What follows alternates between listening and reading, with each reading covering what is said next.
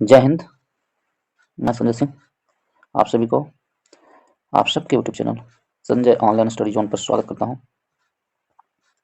आज भारतीय प्राचीन इतिहास से जैन धर्म से संबंधित मैं वीडियो लाया हूं। ये जैन धर्म का ये प्राचीन इतिहास का 5th वीडियो होगा। इससे पहले 4 वीडियो मैं बना चुका हूं और ये घटना चक्र बुक से है। पूरी घटना चक्र बुक का भारतीय संविधान से संबंधित सीरीज में मैं भी बना चुका हूं, जो प्लेलिस्ट में शामिल है। जाके चैनल पे जाके देख सकते हैं। यदि आपको इस वीडियो से कुछ भी सीखने को मिलता हो तो वीडियो को लाइक करें, शेयर करें और चैनल को सब्सक्राइब करना न भूलें। तो चलिए स्टार्ट करते हैं जैन धर्म से संबंधित। सबसे पहले कुछ जरूरी नोट्स है इसमें, जो हमेशा इससे पूछे जाते हैं प्रश्न।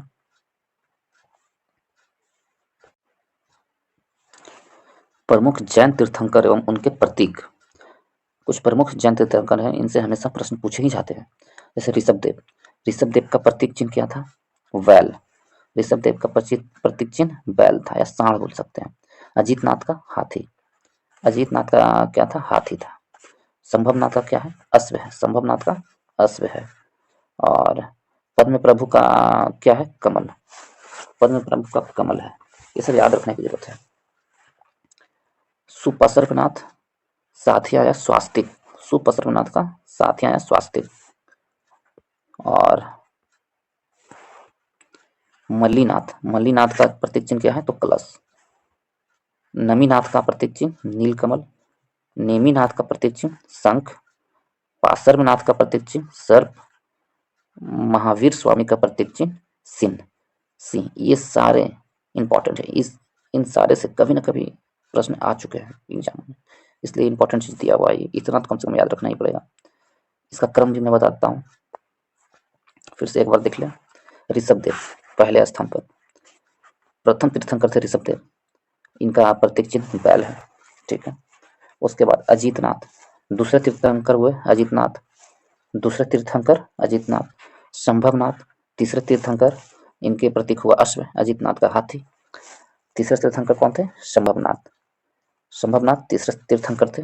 उसके बाद पद्म प्रभु छठे तीर्थंकर थे। पद्म प्रभु छठे तीर्थंकर, जिनका प्रतीक चिन्ह कमल है। छठे तीर्थंकर पद्म प्रभु। सुपार्श्वनाथ साथिया या स्वास्तिक, ये 7वें तीर्थंकर हुए।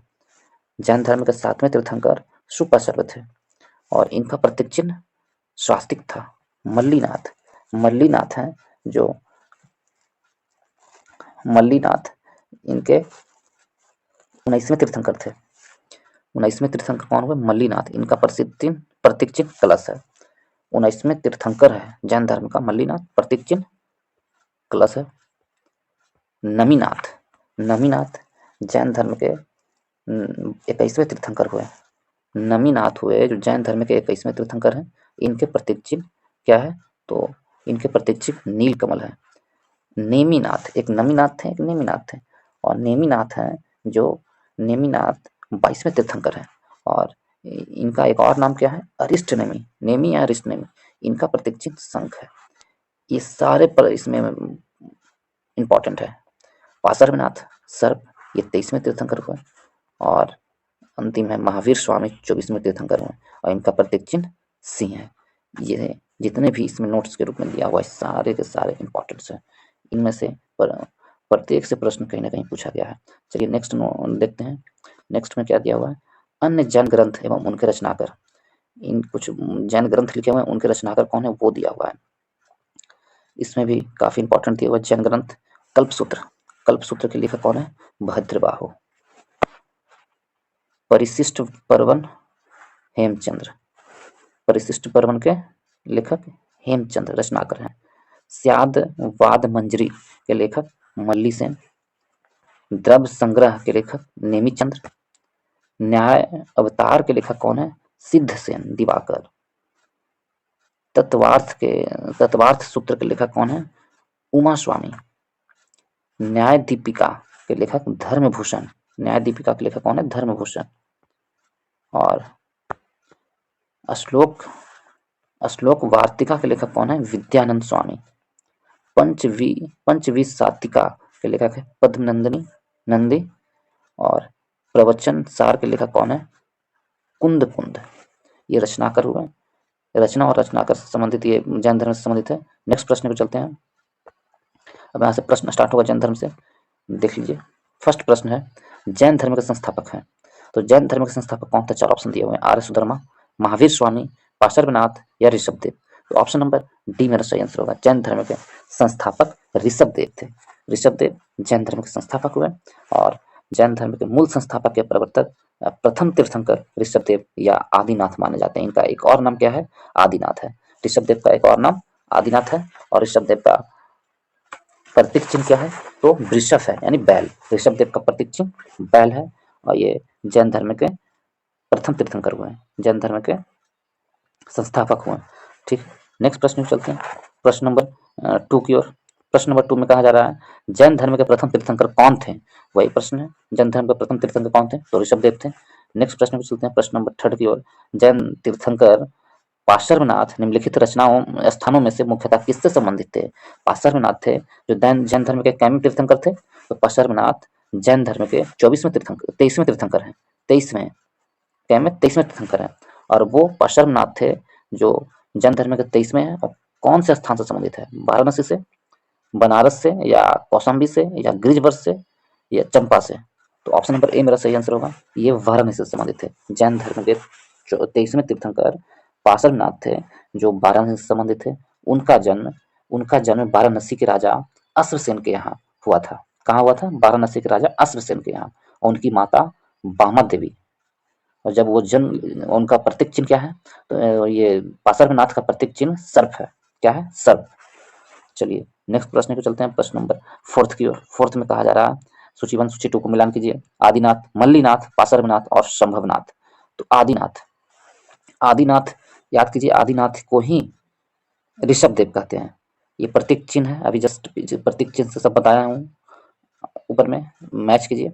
आदिनाथ को ही ऋषभदेव कहते हैं, यानी प्रथम तीर्थंकर हुए। प्रथम तीर्थंकर ऋषभदेव का क्या है? वृषभ है। मल्लीनाथ का क्या है? तो मल्लीनाथ का जल कलश हो गया, और बी का 4 हो जाएगा। पार्श्वनाथ 24वें तीर्थंकर थे, इनका सर्प हो जाएगा, सी का 3 हो जाएगा। संभवनाथ थे जो तीसरे तीर्थंकर थे। संभवनाथ तीसरे तीर्थंकर थे, ये अश्व हो जाएगा संभवनाथ का।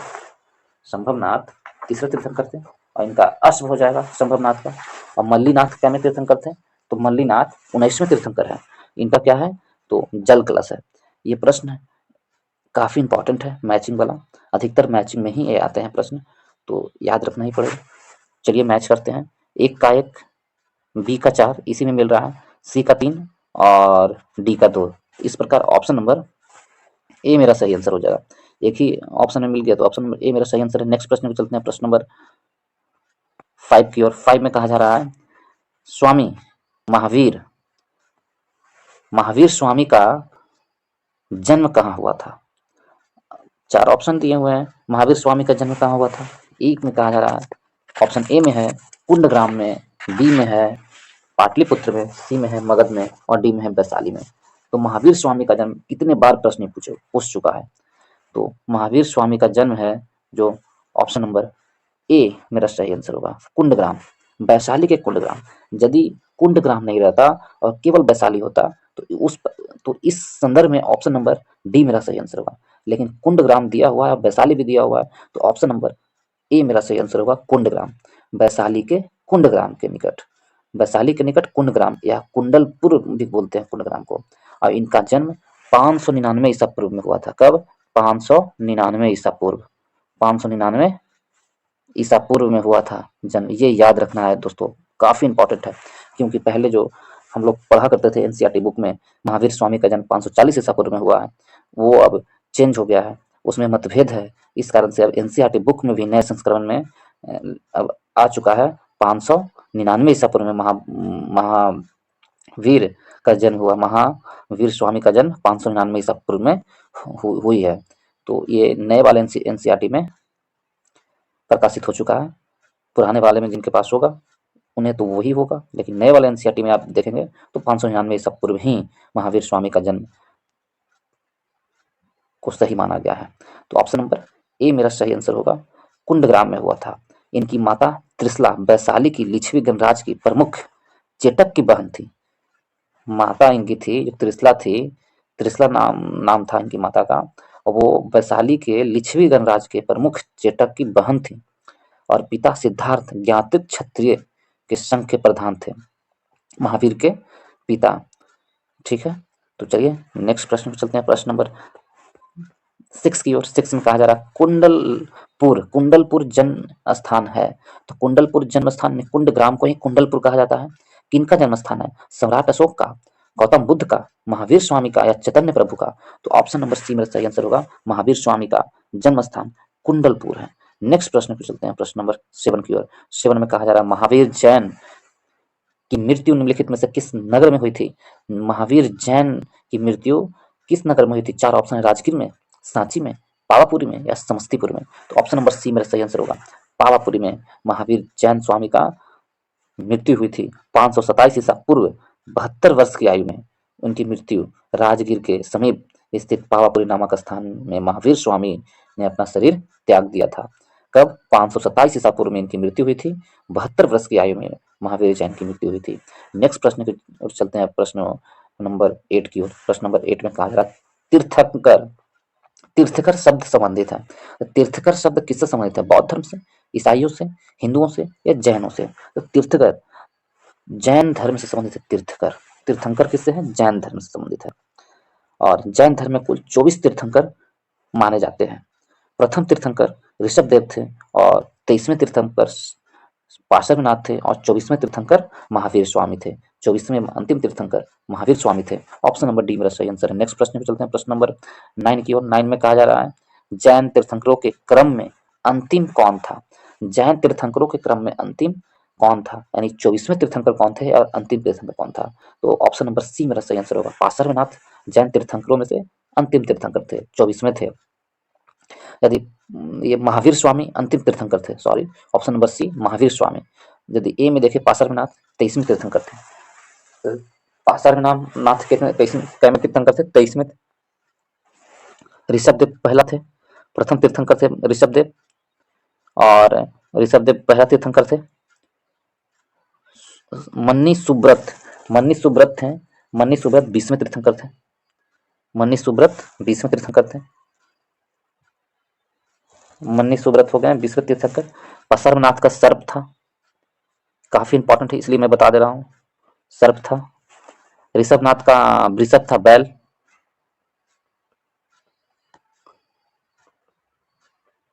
बैल था। महावीर स्वामी का सिंह था, महावीर स्वामी का सिंह है, ये सर्प है। और ये इंपॉर्टेंट नहीं है। चलिए नेक्स्ट प्रश्न पे चलते हैं, प्रश्न नंबर 10 की ओर। निम्नलिखित में से कौन एक जैन तीर्थंकर नहीं था? कौन जैन तीर्थंकर नहीं था? तो 4 ऑप्शन दिए हुए, चंद्रप्रभु, संभव, नेमी या नाथ मुनि। तो ऑप्शन नंबर बी मेरा सही आंसर होगा, नाथ मुनि जैन तीर्थंकर नहीं थे। नेक्स्ट प्रश्न पे चलते हैं, प्रश्न नंबर 11 की ओर। 11 में कहा जा रहा प्रभासगिरी जिनका तीर्थ स्थल है वे हैं। प्रभासगिरी किनका तीर्थ स्थल है? बौद्धों का है, जैन का है, शैव का है, वैष्णव का है? प्रभासगिरी है जो बौद्धों जैनों का तीर्थ स्थल है। किसका? जैनों का तीर्थ स्थल है। ऑप्शन नंबर बी मेरा सही आंसर होगा, प्रभासगिरी उत्तर प्रदेश के कौशाम्बी में स्थित जैन तीर्थ स्थल है। कहाँ? उत्तर प्रदेश के कौशाम्बी में है। और प्रभासगिरी स्थल 6वें जैन तीर्थंकर पद्म प्रभु के से संबंधित है। किनका? पद्म प्रभु। 6ठा जैन तीर्थंकर पद्म प्रभु है, उनसे संबंधित है प्रभासगिरी। और पद्म प्रभु का प्रतीक चिन्ह है कमल। पद्म प्रभु का प्रतीक चिन्ह कमल है। ऑप्शन नंबर बी मेरा सही आंसर। नेक्स्ट प्रश्न में चलते हैं, प्रश्न नंबर 12 की ओर। 12 में कहा जा रहा है जैन धर्म में पूर्ण ज्ञान के लिए क्या शब्द है? पूरा ज्ञान के लिए क्या शब्द है? पूरा ज्ञान प्राप्त होता है तो उसे क्या कहते हैं? जीन कहा जाता है, रत्न कहा जाता है, कैवल्य कहा जाता है, निर्वाण कहा जाता है? तो ऑप्शन नंबर सी मेरा सही आंसर है, कैवल्य कहा जाता है। यदि पूरा ज्ञान प्राप्त होता है तो उसे कैवल्य कहा जाता है, यानी कैवल्य प्राप्त हो गया। महावीर स्वामी ने पूर्ण ज्ञान को कैवल्य शब्द का प्रयोग किया था। महावीर स्वामी को 12 वर्ष की कठोर तपस्या के बाद 12 वर्षों की कठोर तपस्या के बाद इतने 12 वर्षों की कठोर तपस्या के बाद, साधना करने के बाद जिम्भृक ग्राम के समीप, कौन सा ग्राम था? जिम्भृक ग्राम के समीप त्रिजुपालिका नदी के किनारे, ये भी पूछता है कौन सा नदी के किनारे महावीर स्वामी का जन्म हुआ था? तो त्रिजुपालिका नदी के तट पर हुआ था और एक साल वृक्ष के नीचे हुआ था। साल वृक्ष के नीचे कैवल्य प्राप्त हुआ था और इसलिए महावीर स्वामी को कैवलीन भी कहा जाता है। महावीर स्वामी को अन्य नाम कैवलीन भी। ऑप्शन नंबर सी मेरा सही आंसर। नेक्स्ट प्रश्न को चलते हैं, प्रश्न नंबर 13th की ओर। 13th में कहा जा रहा है महावीर स्वामी को किस नदी के तट पर ज्ञानोदय प्राप्त हुआ था? वही प्रश्न अभी पूछ दिया है। महावीर स्वामी को किस नदी के किनारे ज्ञान की प्राप्ति हुई थी या कैवल्य की प्राप्ति हुई थी? अभी जस्ट हमने बताया है। तो ऑप्शन नंबर डी मेरा सही आंसर होगा। त्रिजुपालिका नदी के किनारे चिम्भ्रिक ग्राम के निकट साल ब्रिज के नीचे। नेक्स्ट प्रश्न पे चलते हैं, प्रश्न नंबर 14th की ओर। 14th में कहा जा रहा है त्रिरत्न सिद्धांत, सम्यक धारण, सम्यक चरित्र एवं सम्यक ज्ञान किस धर्म की महिमा है? त्रिरत्न जो है किस धर्म की महिमा है? बौद्ध धर्म, ईसाई धर्म, जैन धर्म, उपरोक्त में से कोई नहीं। तो ऑप्शन नंबर सी मेरा सही आंसर होगा, जैन धर्म से संबंधित है। नेक्स्ट प्रश्न में चलते हैं, प्रश्न नंबर 15th की ओर। 15th में कहा जा रहा है कौन सा दर्शन त्रिरत्न को मानता है? कौन सा दर्शन त्रिरत्न को मानता है? बौद्ध दर्शन, न्याय दर्शन, योग दर्शन या जैन दर्शन? इनमें से कोई नहीं। तो इसका आंसर दो होगा। कौन सा दर्शन? तो बौद्धों का भी त्रिरत्न है और जैनों का भी त्रिरत्न है, इसलिए इसका आंसर बता पाना मुश्किल है। ए और डी दोनों आंसर होगा। बौद्धों का, जैन बौद्धों का जो त्रिरत्न है वो बुद्ध, धम्म, संघ, ये बौद्ध का त्रिरत्न हो गया, ठीक है, बौद्ध दर्शन का। और जैन का सम्यक ज्ञान, सम्यक दर्शन, सम्यक ज्ञान और सम्यक चरित्र, ये जैन का त्रिरत्न है। इस प्रकार ऑप्शन ए और डी दोनों सही आंसर होगा। नेक्स्ट प्रश्न में चलते हैं, प्रश्न नंबर 16 की ओर। 16 में कहा जा रहा है अनुव्रत सिद्धांत का प्रतिपादन किया था। अनुव्रत सिद्धांत का प्रतिपादन किसने किया था? महायान बौद्ध संप्रदाय ने, हीनयान बौद्ध संप्रदाय ने, जैन धर्म ने या लोकायत शाखा ने? तो ऑप्शन नंबर सी मेरा सही आंसर होगा। अनुव्रत सिद्धांत का प्रतिपादन लोकायत यानी जैन धर्म ने किया था। ऑप्शन नंबर सी मेरा सही है, जैन धर्म ने। जैन धर्म में पंच महाव्रत है, अहिंसा, सत्य, ब्रह्मचर्य, अस्त्य और अपरिग्रह। जो पांचवा है वो महावीर स्वामी जी ने ऐड किए थे और 4 पार्श्वनाथ के द्वारा दिया गया था। तो ऑप्शन नंबर सी मेरा सही आंसर होगा। नेक्स्ट प्रश्न पे चलते हैं, प्रश्न नंबर 17 की ओर। 17 में कहा जा रहा है, प्रश्न नंबर 17 में है स्वैधवाद सिद्धांत है। स्वैधवाद और अनेकादवाद, स्वैधवाद सिद्धांत किनका है? लोकायत धर्म का, शैव धर्म का, जैन धर्म का या वैष्णव धर्म का? तो ऑप्शन नंबर सी मेरा सही आंसर होगा। स्वैधवाद है जो जैन धर्म का सिद्धांत है। ऑप्शन नंबर सी सही है। नेक्स्ट प्रश्न को चलते हैं, प्रश्न नंबर 18 की ओर। 18 में कहा जा रहा है स्वैधवाद संबंधित है, स्वैधवाद जैन धर्म से संबंधित है। ऑप्शन नंबर बी मेरा सही आंसर है। नेक्स्ट प्रश्न को चलते हैं, प्रश्न नंबर 19 की ओर। जैन दर्शन के अनुसार सृष्टि की रचना एवं पालन पोषण, जैन धर्म के अनुसार सृष्टि की रचना एवं पालन पोषण कौन करता है? तो सृष्टि की रचना एवं पालन पोषण सार्वभौमिक विधान से हुआ है, सार्वभौमिक विधान से हुआ है। ये ऑप्शन नंबर ए मेरा सही आंसर होगा। नेक्स्ट प्रश्न पे चलते हैं, प्रश्न नंबर 20 की ओर। 20 में कहा जा रहा है अनेकातवाद निम्नलिखित में से किसका क्रोध सिद्धांत एवं दर्शन है? अनेकातवाद किसका क्रोध सिद्धांत एवं दर्शन है? एक स्वैतवाद, एक अनेकातवाद, दोनों है जो जैन धर्म का क्रोध दर्शन है, जैन धर्म का। ऑप्शन नंबर बी मेरा सही आंसर है। नेक्स्ट प्रश्न पे चलते हैं, प्रश्न नंबर 21 की ओर। 21 में कहा जा रहा है निम्नलिखित में से कौन सा धर्म विश्व विनाशकारी प्रलय की अवधारणा में विश्वास नहीं करती है? विश्व विनाशकारी प्रलय जो होता है उसकी अवधारणा में विश्वास नहीं करती है, वो कौन सा धर्म है? बौद्ध धर्म है, जैन धर्म है, हिंदू धर्म है या इस्लाम धर्म है? तो ऑप्शन नंबर बी वो जैन धर्म है जो विश्वास नहीं करती है। जैन धर्म अपनी कल्पना, जैन धर्म में ईश्वर की कल्पना नहीं की गई है, जगत की सृष्टि नहीं की गई है। उनके अनुसार संसार नित्य और शाश्वत है, इसमें किसी समय प्रलय नहीं होता है जैन धर्म के अनुसार। तो ऑप्शन नंबर बी मेरा सही आंसर होता है। नेक्स्ट प्रश्न में चलते हैं, प्रश्न नंबर 22 की ओर। 22 में कहा जाए जैन धर्म का आधारभूत बिंदु है। तो जैन धर्म का आधारभूत बिंदु क्या है?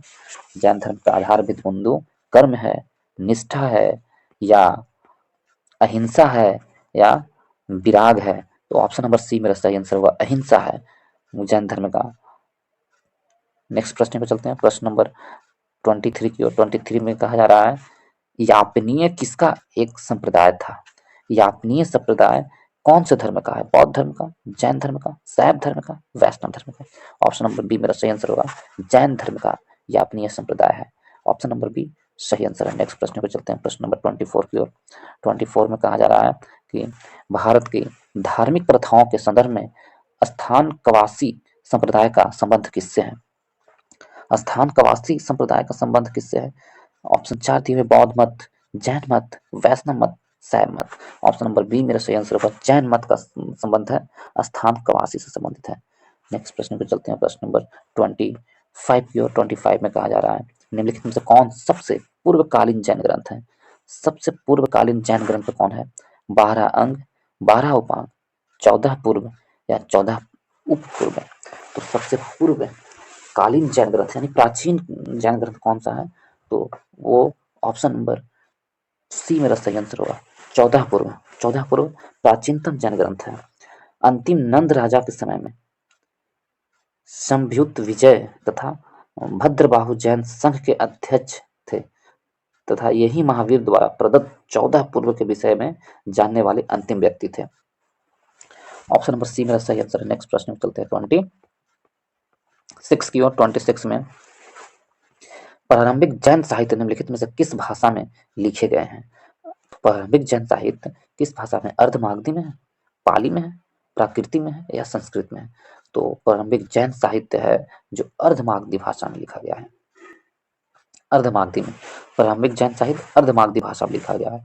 नेक्स्ट प्रश्न में चलते हैं, प्रश्न नंबर 27 की ओर। 27 में कहा जा रहा है, निम्नलिखित में से कौन सा स्थल पार्श्वनाथ से संबंधित होने के कारण जैन सिद्धांत क्षेत्र माना जाता है?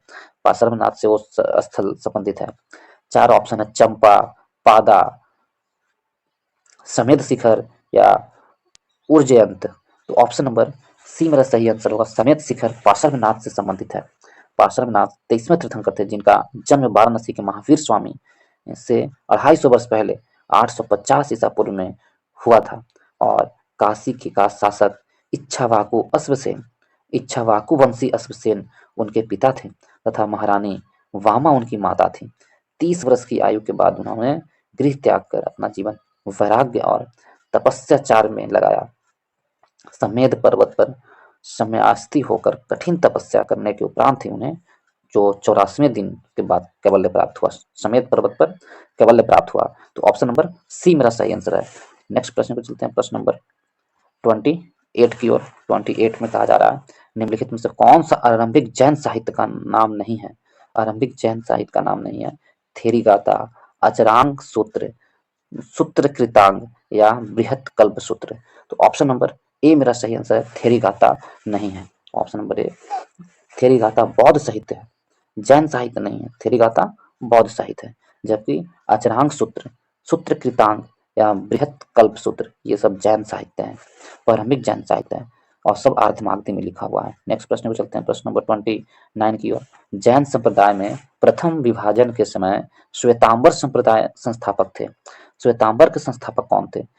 जैन संप्रदाय का विभाजन हुआ था, एक श्वेतांबर में, एक दिगंबर में।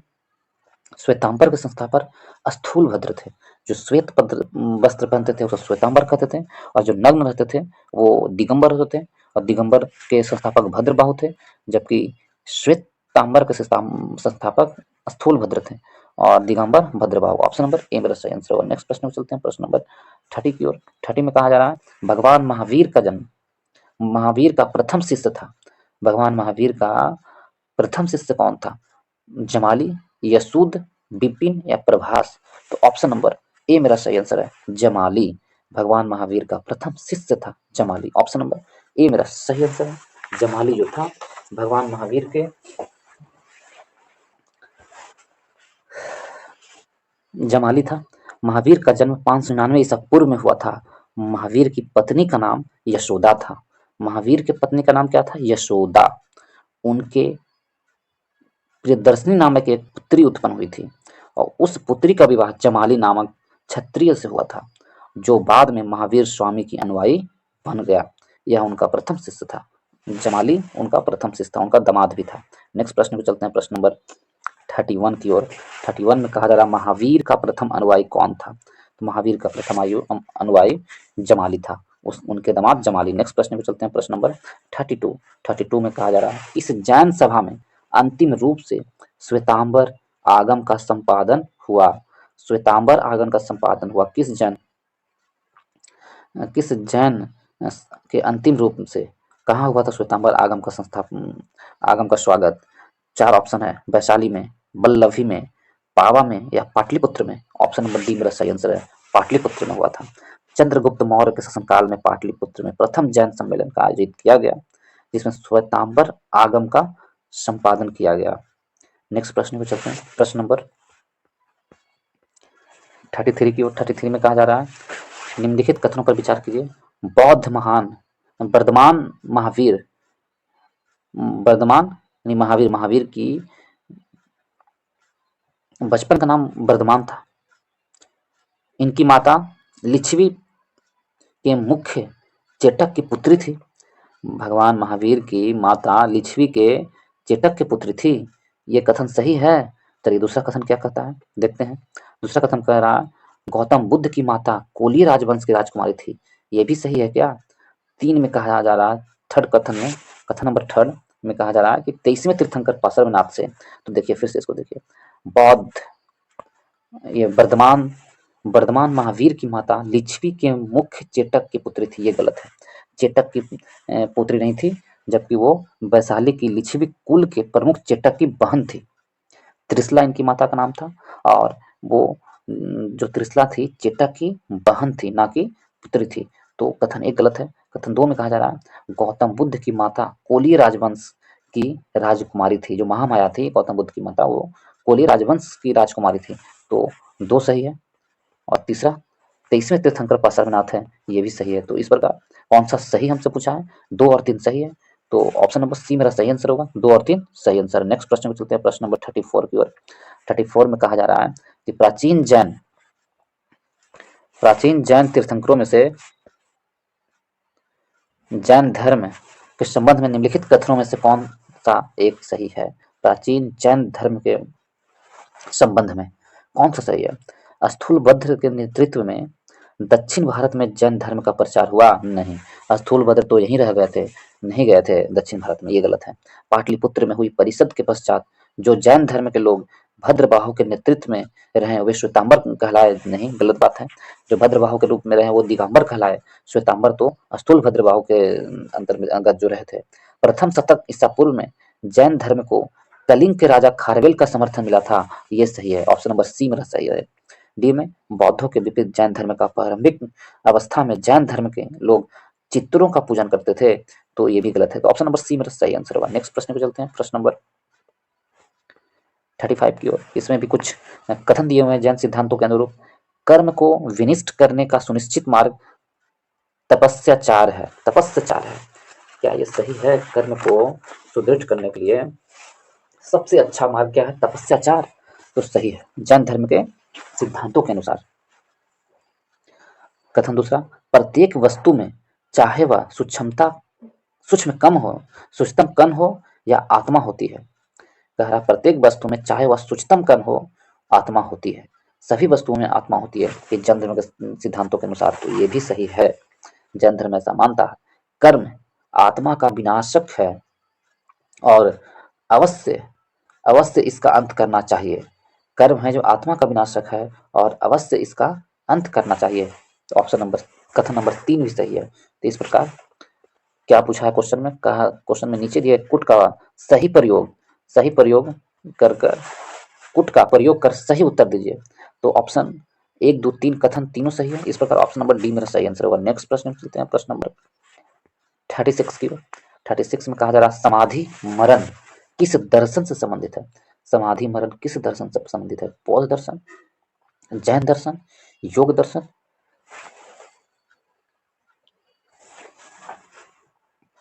लोकायत दर्शन, इनमें से कोई नहीं।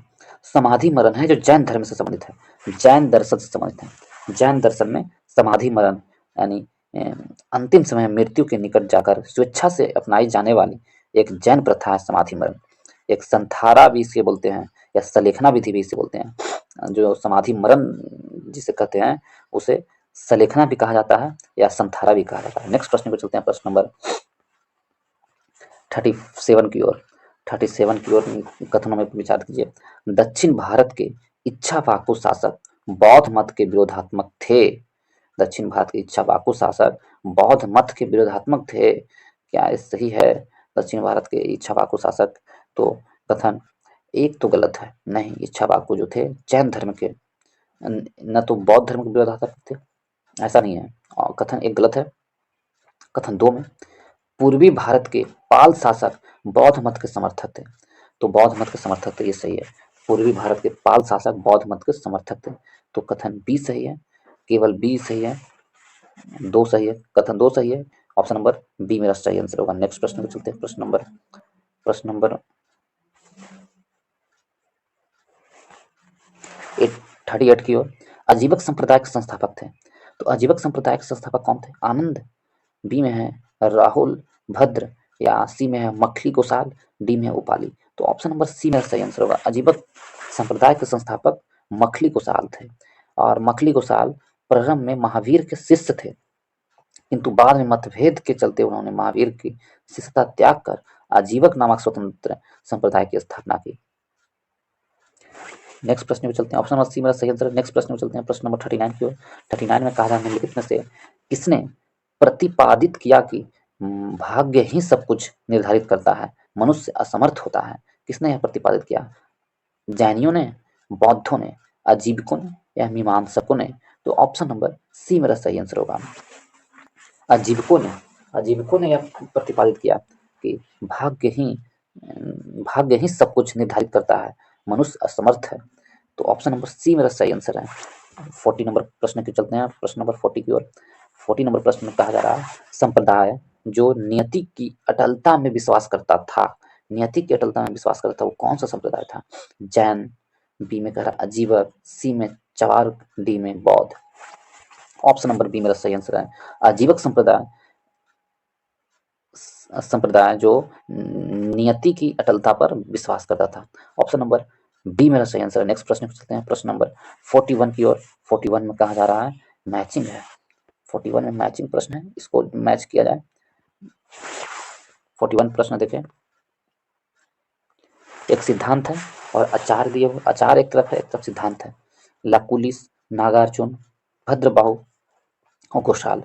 तो ये कह रहा है कौन कौन से संप्रदाय से संबंधित थे, ये हमसे मैच करवा रहा है। तो देखिए 41 नंबर प्रश्न में लकुलिस किस संप्रदाय से संबंधित थे? लकुलिस पाशुपत संप्रदाय से संबंधित है। लकुलिस पाशुपत संप्रदाय से, ठीक है, सिद्धांत से। नागार्जुन शून्यवाद के सिद्धांत से, नागार्जुन। भद्रबाहु जैन संप्रदाय से संबंधित है, और मखली गोसाल अजीवक संप्रदाय से संबंधित है। तो इस प्रकार ऑप्शन नंबर बी मेरा सही आंसर हो जाएगा। देख लें option number B 3 2 4 1। Option number B मेरा सही आंसर होगा। नेक्स्ट प्रश्न में चलते हैं। प्रश्न नंबर 42 की ओर। 42 में कहा जा रहा है, प्रश्न नंबर 42 में ब्रावर की गुफाओं का उपयोग किसने आश्रय गृह के रूप में किया है? ब्रावर की गुफाओं का प्रयोग आश्रय गृह के रूप में किसने किया है? तो अजीवकों ने किया है। ऑप्शन नंबर ए मेरा सही आंसर होगा। अजीवकों ने ब्रावर की गुफाओं का प्रयोग आश्रय गृह के रूप में किया है। तो अजीवक थे। मौर्य युग के पर्वत गुफाओं को काटकर निवास स्थान बनाने की कला का पूर्ण विकास हुआ। अशोक तथा उसके पौत्र दशरथ के समय में ब्रावर तथा नागा अर्जुनी पहाड़ियों को काटकर अजीवकों के लिए आवास बनाए गए। अशोक के समय ब्रावर पहाड़ी की गुफाओं में सुदामा की गुफा, कर्ण चौपाल की गुफा नामक गुफा का सर्व प्रसिद्ध था। तो ऑप्शन नंबर ब्रावर की पहाड़ियों में कौन अजीब ने आश्रय किया? तो ऑप्शन नंबर ए मेरा सही आंसर होगा, अजीबकों ने। नेक्स्ट प्रश्न में चलते हैं। प्रश्न नंबर 43 की ओर। 43 में कहा जा रहा है उत्तर प्रदेश में बौद्ध एवं जैनियों दोनों की प्रसिद्ध तीर्थ स्थल है। दोनों की प्रसिद्ध तीर्थ स्थल कहाँ है उत्तर प्रदेश में? सारनाथ में, कौशाम्बी में, कुशीनगर में, या देवी पाटन में? तो ऑप्शन नंबर बी मेरा सही आंसर होगा। कौशाम्बी में, उत्तर प्रदेश के कौशाम्बी में दोनों की तीर्थ स्थल है, जैन और बौद्ध दोनों की। ऑप्शन नंबर बी सही आंसर है। नेक्स्ट प्रश्न में चलते हैं। प्रश्न नंबर 44 की ओर। 44 में कहा जा रहा है निम्नलिखित में से कौन सा एक कथन सही नहीं है? श्रवणबेलगोला स्थित गोमतेश्वर की प्रतिमा जैनियों की अंतिम तीर्थंकर की दर्शाती है। तो ऑप्शन नंबर ए ही सही नहीं है, क्योंकि श्रवण बेलगोला की गोमतेश्वर की मूर्ति है, लेकिन अंतिम जैन धर्म के तीर्थंकर को नहीं दर्शाती है। ये गलत है, ये गलत है। इसके संस्थापक कौन थे? गंग शासक रचमल के शासनकाल में चामुंड राय नामक मंत्री ने लगभग 983 ईस्वी में बाहुबली यानी गोमट की विशाल जैन मूर्तियों का निर्माण करवाया था। बाहुबली प्रथम जैन तीर्थंकर ऋषभदेव के पुत्र माने जाते हैं। किनके पुत्र थे बाहुबली? ऋषभदेव के पुत्र थे, जो उनकी मूर्तियां हैं गुमतेश्वर मूर्ति श्रवण बेलगोला में, ना कि अंतिम तीर्थंकर यानी महावीर स्वामी की। तो ये तो गलत है, तो ऑप्शन नंबर ए ही मेरा सही आंसर होगा। ऑप्शन नंबर ए मेरा सही आंसर होगा, बाकी सब सही है। भारत का सबसे बड़ा बौद्ध मठ अरुणाचल प्रदेश में, ये भी सही है। खजुराहो के मंदिर चंदेल राजाओं द्वारा बनवाए गए थे, ये भी सही है। होयसलेश्वर मंदिर शिव की को समर्पित है, ये भी सही है। कौन हमसे प्रश्न पूछा था कौन गलत है, तो ऑप्शन नंबर ए गलत है। इस प्रकार ऑप्शन नंबर ए मेरा सही आंसर होगा। नेक्स्ट प्रश्न को चलते हैं, प्रश्न नंबर 45 की ओर। 45 में कहा जा रहा है, श्रवण बेलगोला में गोमतेश्वर की विशाल प्रतिमा किसने स्थापित कराई थी? अभी प्रश्न इसी से पूछ लिया है, किसने करवाई थी? तो ऑप्शन नंबर ए मेरा सही आंसर होगा, चामुंड राय ने। चामुंड राय नामक मंत्री था किसका? तो राजा मल की रचमल की मंत्री चामुंड राय ने करवाया था श्रवण बेलगोला के विशाल प्रतिमा। ऑप्शन नंबर ए मेरा सही आंसर होगा, ऑप्शन नंबर ए मेरा सही आंसर होगा। नेक्स्ट प्रश्न को चलते हैं, और ये इस वीडियो का अंतिम प्रश्न होगा। ये प्रश्न वीडियो का अंतिम प्रश्न होगा। यदि आप लोगों को वीडियो से कुछ भी सीखने को मिला हो दोस्तों, या हमारे बताए हुए आपको काम आता हो, तो इस वीडियो को दोस्तों के ग्रुप में शेयर करें और वीडियो को लाइक करें, चैनल को सब्सक्राइब करना ना भूलें दोस्तों। तो चलिए अंतिम प्रश्न को देखते हैं। महान धार्मिक घटना महामस्तकाभिषेक निम्नलिखित में से किससे संबंधित है और किसके लिए की जाती है? किसके लिए की जाती है? ऑप्शन एक में है बाहुबली, बी में है बुद्ध, सी में है महावीर और डी में है नटराज। तो ऑप्शन नंबर ए मेरा सही आंसर होगा, बाहुबली के लिए किया जाता है महामस्तकाभिषेक। बाहुबली के लिए किया जाता है महामस्तकाभिषेक। 18 मीटर ऊंची है मूर्तियां, और ये जो पर्व है, उत्सव है जैन धर्म का, जो 12 वर्ष के अंतराल पर मनाया जाता है, कर्नाटक के श्रवण बेलगोला में आयोजित किया जाता है। कितने वर्ष के बाद? 12 वर्ष के बाद। और बाहुबली की मूर्ति है, और बाहुबली कौन है? तो बाहुबली प्रथम तीर्थंकर ऋषभदेव के पुत्र हैं। कितने मीटर ऊंचा है? तो 28 मीटर ऊंची मूर्ति है, 28 मीटर ऊंची मूर्ति है। और महामस्तकाभिषेक 2018 में संपन्न हुआ था, और 18 के बाद 12 जोड़ दीजिए, अब 30 में होगा संपन्न। प्रत्येक 12 वर्ष पर होती है, तो 2030 में यानी 2030 में महामस्तकाभिषेक उत्सव मनाया जाएगा। बाहुबली का है ऑप्शन नंबर ए मेरा सही आंसर है। इसके साथ ही इस वीडियो को समाप्त करने का इजाजत लेता हूँ। तब तक के आप पढ़ाई में व्यस्त रहिएगा और अपने लक्ष्य की प्राप्ति के लिए अग्रसर रहिए, और वीडियो को लाइक शेयर एंड सब्सक्राइब करना ना भूलें। तो इसके साथ ही वीडियो को समाप्त करते हैं। इस वीडियो को देखने के लिए बहुत बहुत धन्यवाद।